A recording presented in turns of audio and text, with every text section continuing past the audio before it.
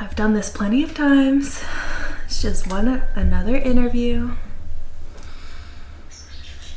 And I know that I will end up where I'm supposed to be.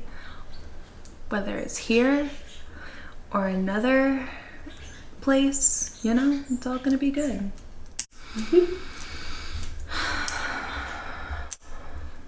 My name is Catherine Joy Galan, but all of my friends call me Katie. I only get called Catherine Joy if I'm in trouble from my mom, Susie, which is quite often. And then when I'm on the floor, I go by Joy, just because it's easier for people to remember and just for my own privacy. I decided to become a nurse back in 2010, I want to say.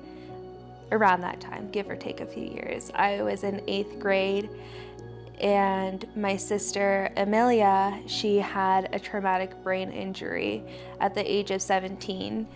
It was just the two of us at home, and all of a sudden she started laughing hysterically and she started calling my name. And so I went to go check on her in the bathroom, and she was sitting on like the lip of the bathtub, and she was holding her head like this and she was swaying, and I didn't know what to do. Thankfully, in that moment, my mom and brother came home, and I said, "You need to come upstairs right now. Something's wrong with Amy." But it was the weirdest thing because she was presenting herself as if she was drunk. She was swaying, she was slurring her words. We couldn't comprehend what she was saying. We got her to the hospital, and it turns out my sister had an ischemic stroke.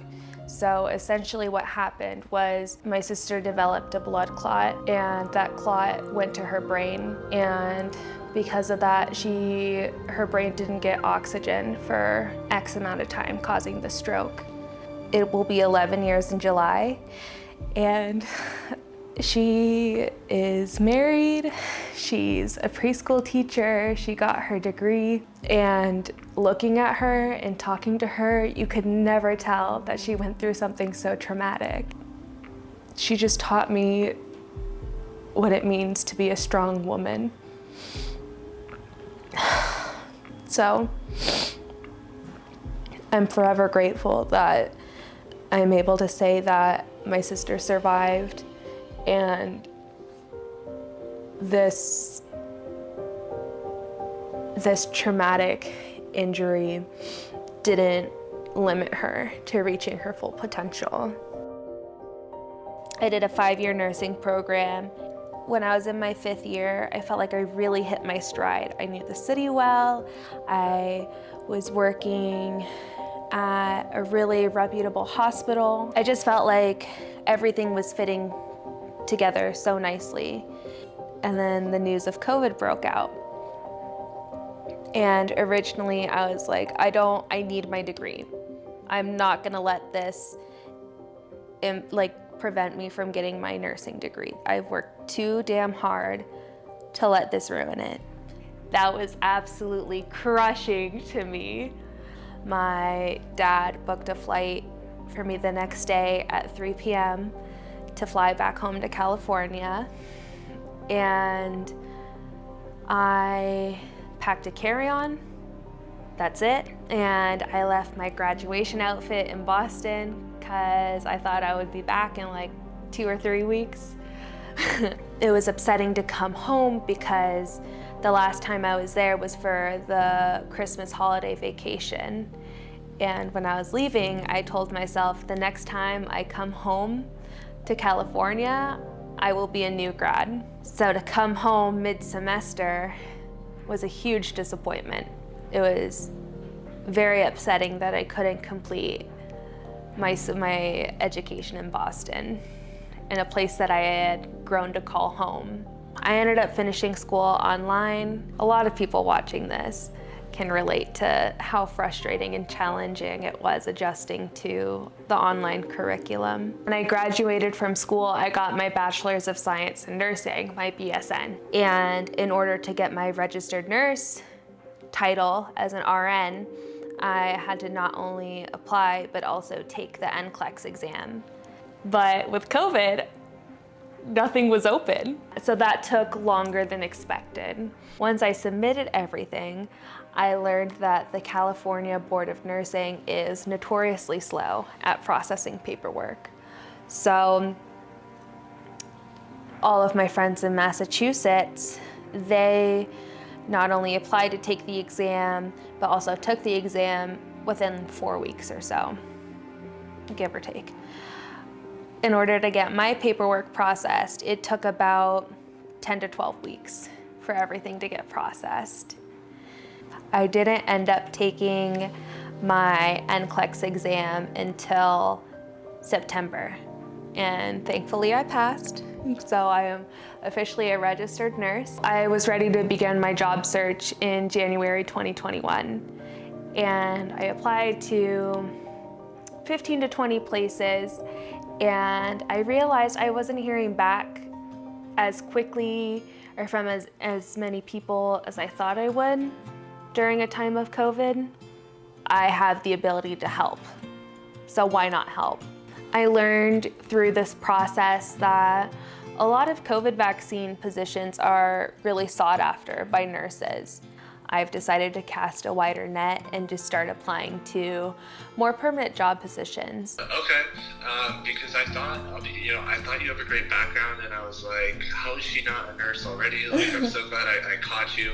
I'll be honest, just from a recruiter standpoint, I think the only thing is, like, I think somebody might be looking at your resume and be like, I'm not even sure if she's an RN. Is she just saying that at the top? Because technically you have not been an RN, but that's not a big deal for us. Like, we definitely are.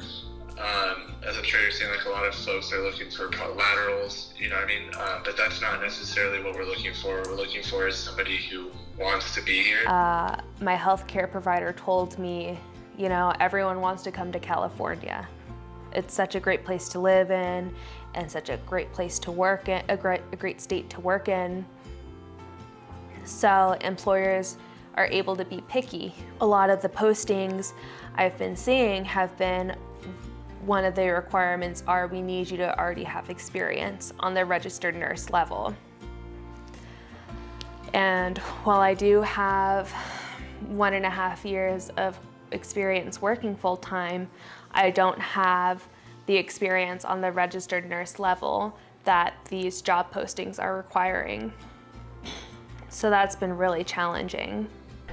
Yes. I love Peloton. It's really helped me stay motivated and really helped me clear my head when I'm having hard days, whether it be with finding a job or just grieving or getting through life, In August, I was on the way to the dentist with my mom. We stumbled across a car accident. What had happened was there was a little 10-year-old boy who was riding on his bike with his friends, and he was riding down this hill, and he didn't stop at the bottom of the hill, and he made a sharp, wide turn, and he ended up hitting an Amazon truck. So when I arrived at the scene, the little boy was unresponsive, and there was massive bleeding. Part of me felt obligated to help, and part of me was apprehensive because I had the mindset of, I'm just a student nurse. I'm just whatever. I'm not an RN. I'm just a student. I'm just a kid. But I remember my mom said, Katie, you can help. So I ended up performing CPR on the kid. At one point, I looked down towards his legs, and from the impact of the car, his shoes came off. And I was able to see that he had 2 different colored socks on. And that was just a very intimate and emotional detail for me. It challenged me in ways I didn't expect to be challenged. and shortly after, EMS arrived and they took him to the hospital. I ended up finding out that he did not make it. Yes, I've worked in a hospital. I've seen things, but this was my first time seeing and experiencing trauma. And it was a very personal and intimate experience.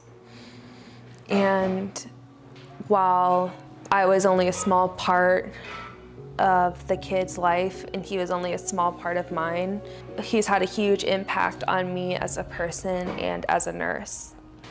I didn't know the child for that long, but in the time that I did know him, I loved him and I cared for him. And this experience taught me you can't save everyone, and you can't take it personally. I know there's nothing I could have done better. I gave my best.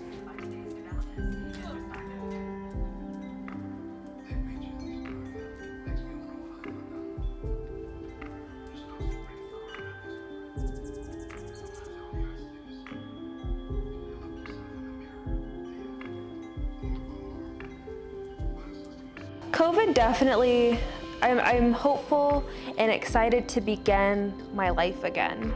But now that I have my license, I'm ready and I want to work. I want to be a nurse. I think that's my dream position, a position where I'm getting hands-on experience and learning and growing and thriving. So I guess that's what I hope for.